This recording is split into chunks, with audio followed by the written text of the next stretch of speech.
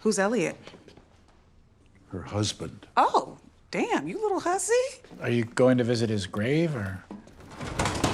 No, Jimmy, not everyone's spouse is dead.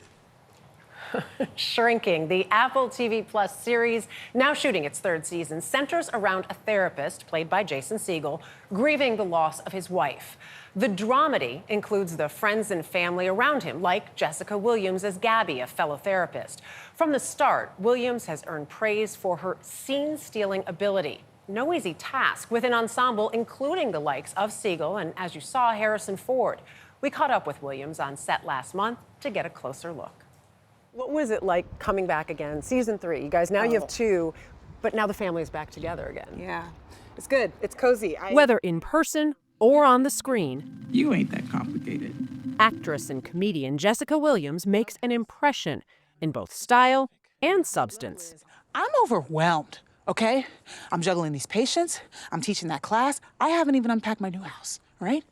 Are you living the life that younger girl you growing up had kind of dreamed of at this point? I don't know. I think when I was younger, I wanted to be like Lizzie McGuire or like something like Hilary Duff. Like, I think I was in like fantasy land. I'm so excited for this new stage in your journey. Although hearing her describe the set of Shrinking on Apple TV Plus from her character Gabby's office, Fantasyland doesn't seem too far off. There's this really sweet sort of like, we're all in this together, all sort of encouraging each other and all laughing at each other. And so what's really nice on this show is that there isn't that. It's like best joke wins. Please, we all have favorites. Mine is Annie. Oh, the one who slept with her mom's boyfriend just to prove he was a cheater. Uh-huh. I love that messy.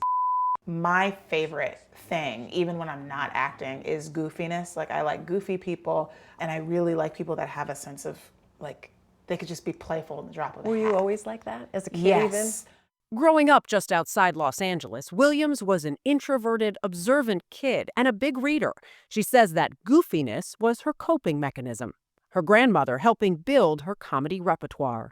When I would stay with her, we'd watch Saturday Night Live, we'd watch Mad TV, we'd watch South Park and The Simpsons. Wow. That was me at like 9 or 10, you know, really kind of processing comedy and knowing that it was always a really valid medium. What was it that you loved about comedy? What I love about comedy, especially when I was young, was things would come out of my mouth faster than I could think it. She credits the LA public school system's performing arts programs with helping her develop both her comedic and dramatic talents. At age 22, while still in college, an audition changed her life. I was auditioning for a Will Ferrell movie. The casting director, Allison Jones, was like, you might not be right for this, and you might be too young, but they're casting The Daily Show. Can you come in a couple days and put these, you know, a couple of these scenes down on tape? And I was like, sure. And I think it was like a couple days later, I was in the cafeteria meeting my best friend in between classes. And I got a call that was just like, oh, like they saw your tape. They want to fly you to New York to audition in the studio with John. And I just remember we were just like screaming and we were like, oh my gosh, like, holy crap, this is crazy, this is crazy.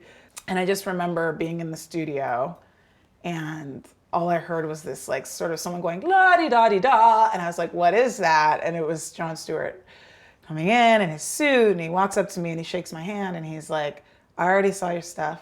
I think you're really funny. All you have to do is focus on being present with me. Go to our senior Texas aquatics correspondent, Jessica Williams. She's in McKinney tonight. Williams joined The Daily Show in 2012, spending 4 years as a correspondent. What do the Democrats have left? They need to dig deeper. Get the minorities within the minorities. Pansexual Whole Food shoppers with dreadlocks. What's up, everybody? Welcome to Two Dope Queens! After leaving, she launched the podcast-turned-HBO special Two Dope Queens with Phoebe Robinson. I think I should be able to be how I am, however I needs to be.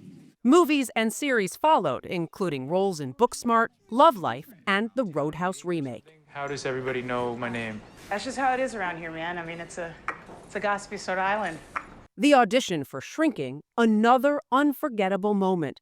A Zoom with co-creators Bill Lawrence, Brett Goldstein, and Jason Segel, who stars in the lead role of Jimmy. I came up watching like Apatow movies. Like that was it. Freaks and Which like, is, that was that's like Jason. Yeah. That's it. That's my, and I don't want to swear because it's Saturday morning. You but can, that was my it's okay. stuff. That was my shit, right? And everybody my age at 35, Keep it real, that was please. it, Yes. you know? Segel also remembers that first meeting. We had made a deal that we were going to do a chemistry read with anybody who came in. And when we met Jessica, we threw that out the window and just hired her on the spot. Does she know that? Yeah. I'm a strong big boy. I'm a caveman. Me kill elk with mouth.